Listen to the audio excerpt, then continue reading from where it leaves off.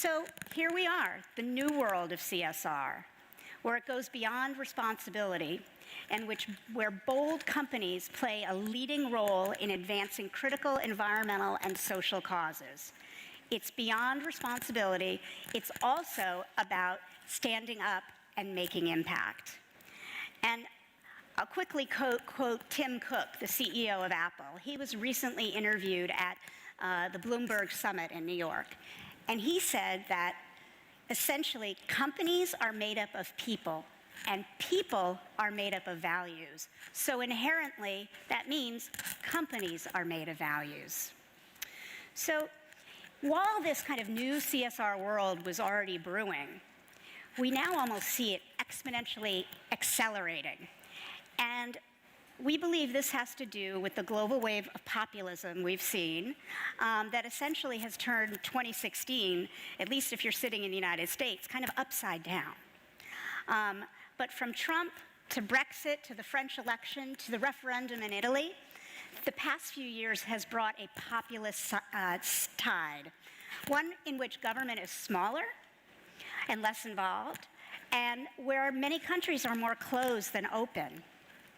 As a result, the pressure has been on companies to fill the gap where government isn't going, to promote tolerance and to actually regulate themselves when government regulation is stepping back.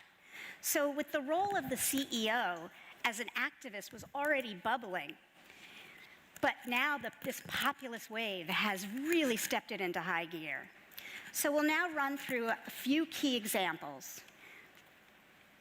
So again, these I must caveat with they're a bit American-focused, but these are global companies which employ many, many Europeans and Asians.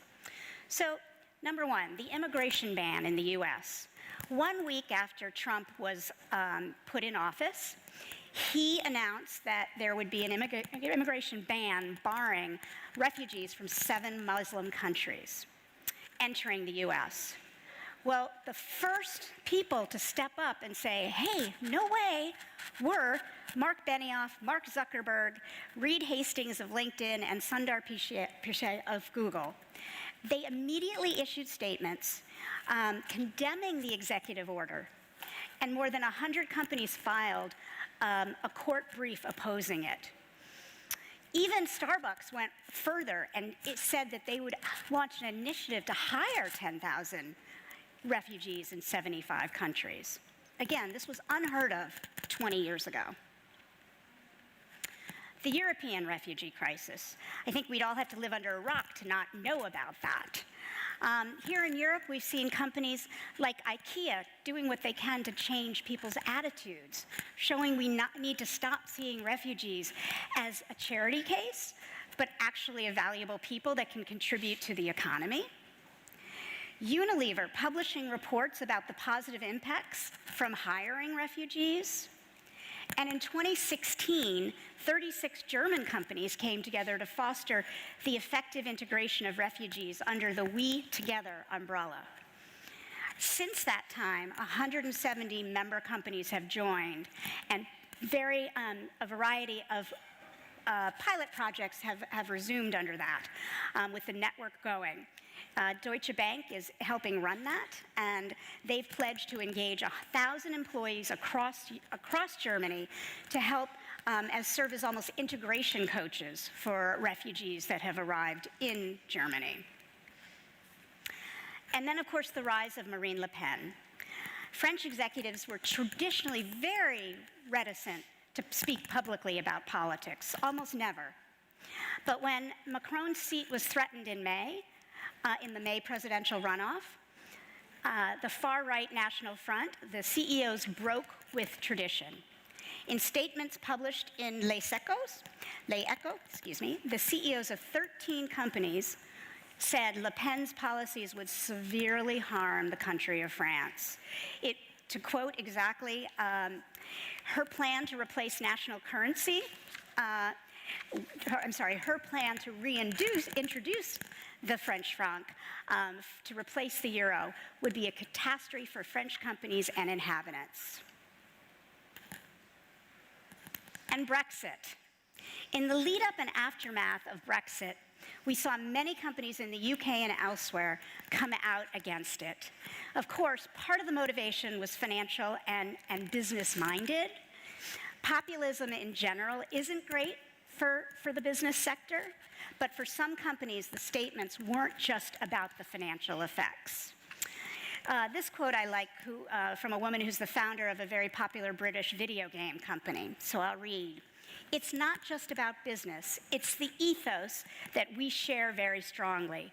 Travel, inclusivity, culture, diversity, education, and the concept of open borders are so important to us." And the Paris Climate Agreement.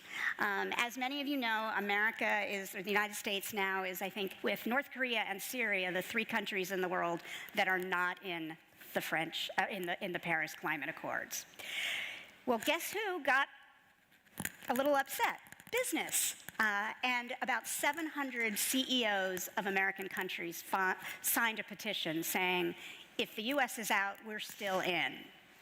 And you may know the brand Tiffany & Co. Beautiful jewelry. They have a box that looks the color of my dress. They, very conservative, again, given their longevity, they bought a full-page ad in the New York Times, a major American newspaper, basically stating, "We're in, please reconsider." And that was a big step for a company with that kind of legacy.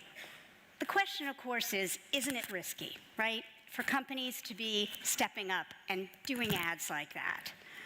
Yes, it can be risky, but in the world we're living in today, and given the business cases that I provided, research suggests that consumers do want companies to take a stand on what they believe in.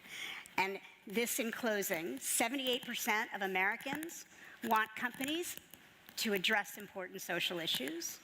63% hope business will lead on social and environmental change in the absence of government regulation. And this quote, I think, sums it up, at least for me. But how can so many other American business leaders and senior executives remain quiet about the president's reaction? Where is the moral outrage to stand up? So pause for thought and see how you can take that back to your current place of business, to your corporations, to your startups. And I thank you very much for listening today.